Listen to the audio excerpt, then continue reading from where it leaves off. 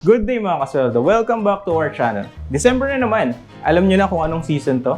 So ito yung season ng ating pagbibigayan ng mga regalo, aginaldo. Para sa ating mga empleyado, panahon na to ng ating mga 13-month pay.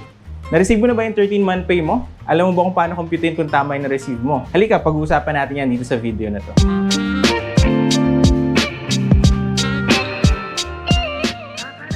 So last year, pinakita namin sa first ever video namin kung paano yung computation ng 13-month pay. This year, titignan natin kung may pagbabago. So ayon pa rin sa Labor Advisory number 18 Series 2021, lahat ng rank and file employees na nagtatrabaho sa pribadong kumpanya ay entitled kahit na ano yung position mo. As long as nakapagtrabaho kayo ng 1 month sa kumpanya niyo. So halika, papakita ko gamit yung Excel kung paano computein ito. Okay, ayan mga kasweldo. So meron tayong tatlong pag-uusapan ngayon na computation. Una, yung basic na wala tayong deduction. Meaning, ito yung mga empleyado na nasa kumpanya na mula January hanggang December. Ito yung mga empleyado din na walang deduction, walang absences, tardiness, and undertime. Susunod dyan, papakita ko naman sa inyo yung scenario kapag kami mga deduction. Kamukha ito kapag na-hire kayo ng kalahati ng taon or let's say hindi nyo nabuo yung isang buong taon. And then yung pangatlo or yung last natin, ito yung sobrang detailed na computation na. So, ito yung computation kada sahod natin. So, every 15th or 30th or kung kailan man yung release ng sahod ninyo. Tara, punta tayo sa Excel. Okay, so ito mga kasweldo, ito yung ating computation kapag wala tayong deduction. So, let's say ang sahod natin na arawan is 610. So, magkakaroon tayo ng 15,910.83 na monthly salary. Okay, let's say from January hanggang December, wala tayong absences. Ang gagawin lang natin is ito-total natin itong from January hanggang December natin. So, ang total basic earn natin is 190,930.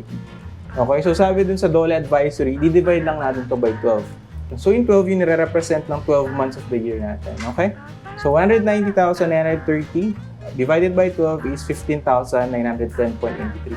So, kung papansin nyo, kung wala kayong absences for the whole year or wala kayong naging deduction, is buo pa rin yung makukuha nyo na sahod. So, kung magkano yung existing nyo na monthly salary. Okay? So, next scenario naman tayo. Okay, mga kasweldo. So, dito naman sa scenario natin na pangalawa, parehas pa din. So, 610 yung daily rate natin. So, makukuha nating monthly rate is 15,910.83. So, let's say no January, wala kayong absences. February, March. Pero pagdating ng April, May, meron tayong company shutdown. So, wala tayong sinahod ng mga panahon na yun. Okay, so pagbalik naman in June, so meron tayong leave with pay. Okay, so since with pay yun, buo pa rin yung nakuha natin na sahod. So pagdating ng July, August, wala pa rin tayong mga absences. Pero pagdating ng September, meron tayong 10 araw na walang bayad. Okay, so yung tinatawag na leave without pay. So naging 9,810.83 na lang yung ating sahod. Pagdating naman ng October, wala rin tayong absences. Pero pagdating ng November, meron tayong isa. Total lang na sahod natin ito is 15,300.83. And then last but not the least, yung December natin, wala tayong absences. So kung total natin yung salary natin from January to December, ang kakalabasan lang is 152,398.33. So tulad ng formula na sinabi ng DOLE, so yung total basic earned natin, i-divide lang natin by 12. So, 152,398.33 divided by 12 is 12,699.86. So, kung mapapansin nyo mga kasweldo, lumiit to kumpara dun sa ating unang scenario, di ba, na walang absences. Malaki talagang impact pag meron tayong mga deduction tulad ng absences, tardiness, and then undertime. Okay, so punta naman tayo dun sa pangatlong scenario. So, tinatawag namin itong advanced scenario kasi dito pwede nyo i-plot yung actual nyo na sinahod. Tara! Okay mga kasweldo, so ito naman yung ating tinatawag na advanced computation.